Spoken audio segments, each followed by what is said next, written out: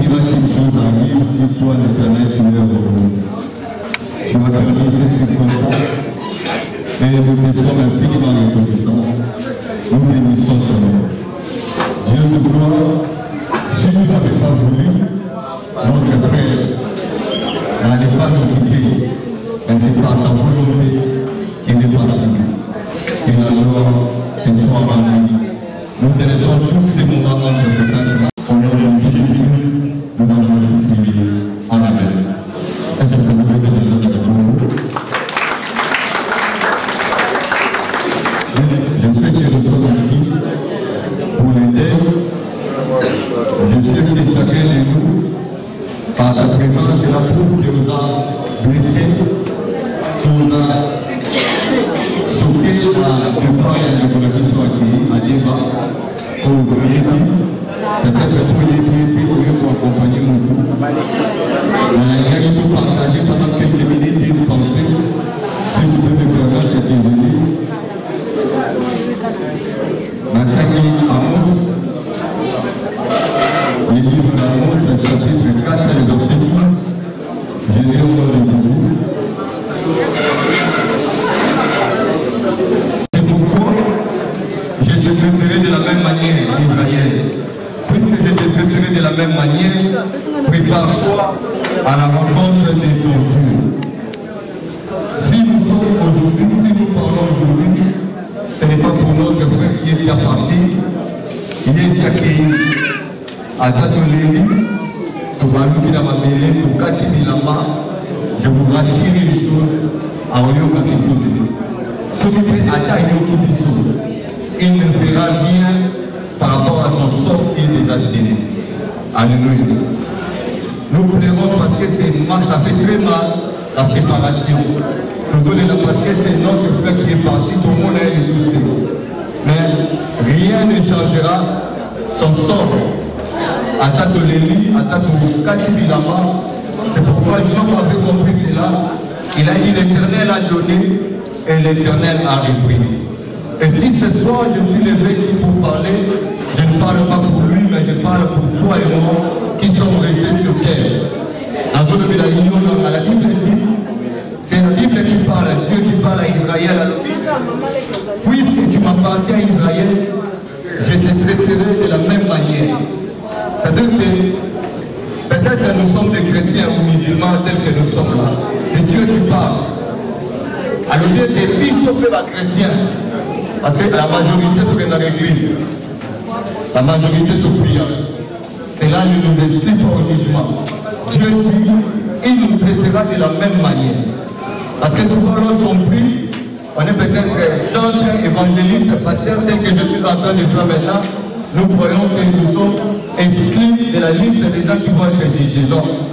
Dieu nous parle ce soir pour nous dire que nous aussi, nous qui sommes restés, Dieu nous traitera de la même manière. Mais Dieu nous appelle à une chose. Il nous appelle à la préparation.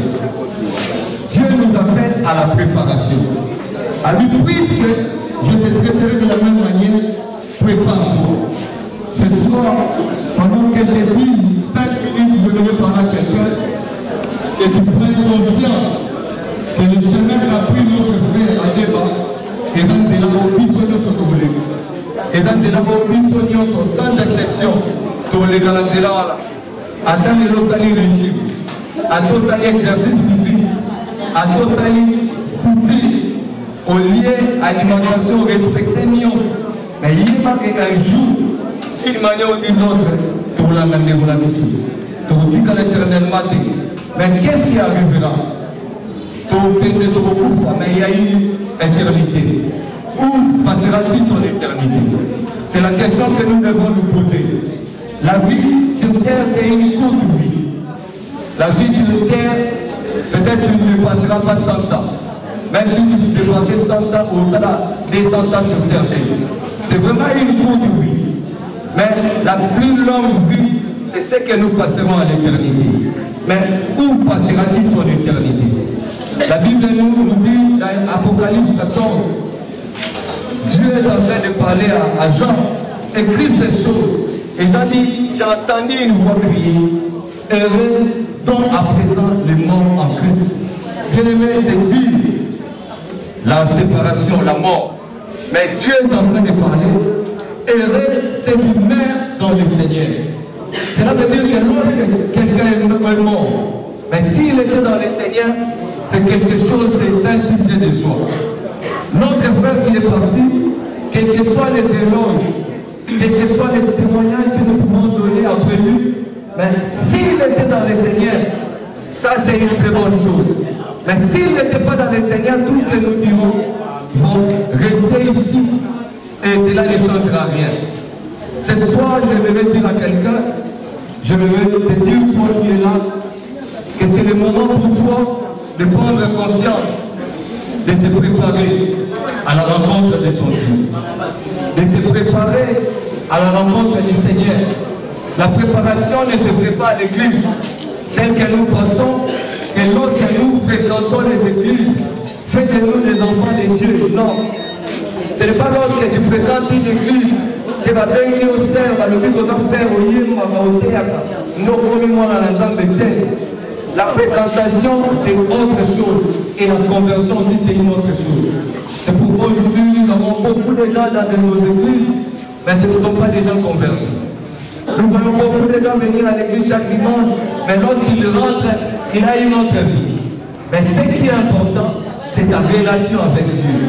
Bien-aimé, tu ne peux pas fréquenter une église, mais tu peux avoir une très bonne relation avec Dieu. Je suis en train de prêcher, si tout le monde me voit, peut dire que celui-là c'est mon frère, celui-là c'est Dieu.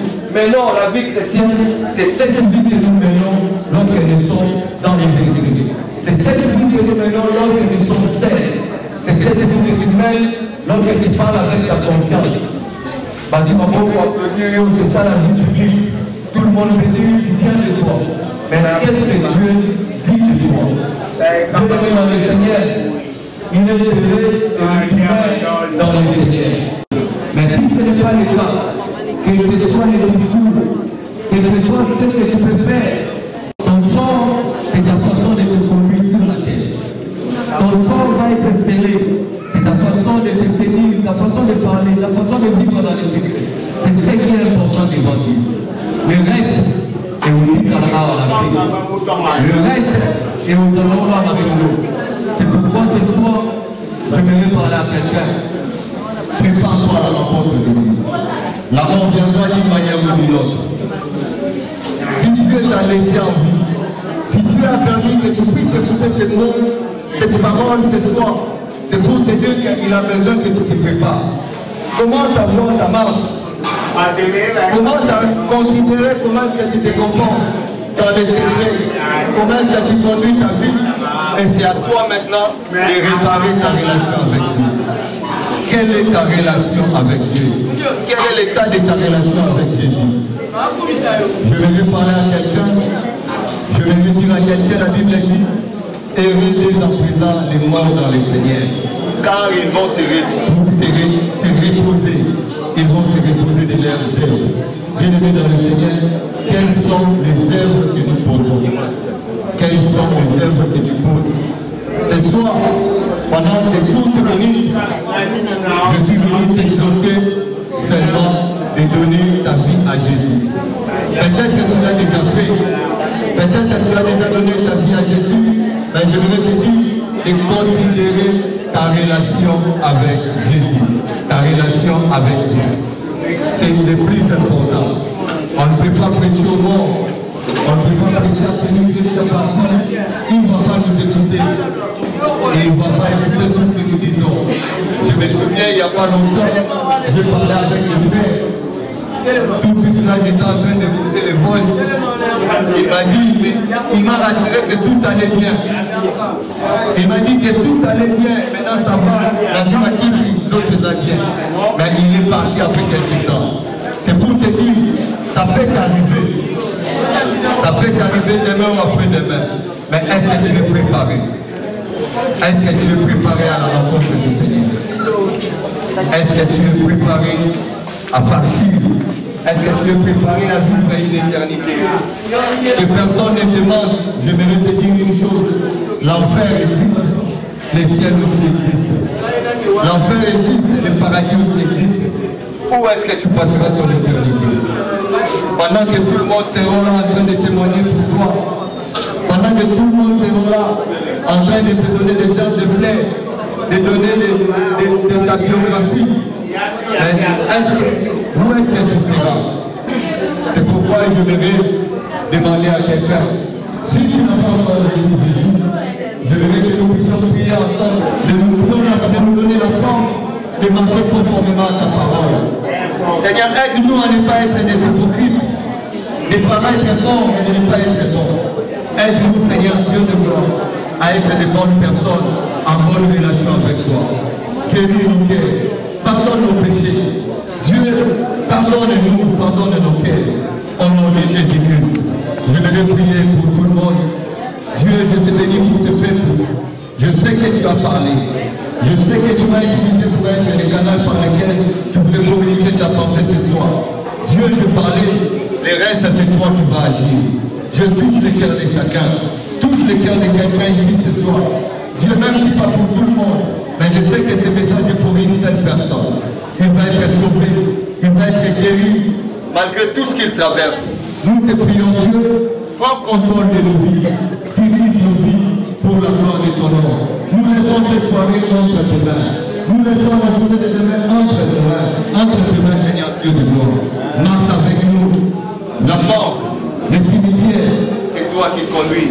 Dieu, tu as dit, je garderai votre départ et votre arrivée. Nous avons vu des gens partir et il y a des accidents. Mais nous te prions, Dieu, nous irons à paix et nous allons retourner à paix. Bénis chacun de nous. Bénis tous ceux qui veulent venir assister cette famille éprouvée. Seigneur, guéris les cœurs. La famille éprouvée a mal au cœur. Mais Dieu, c'est toi le consolateur. Console cette famille. Au nom de Jésus-Christ, nous avons ainsi prié. Amen. Que Dieu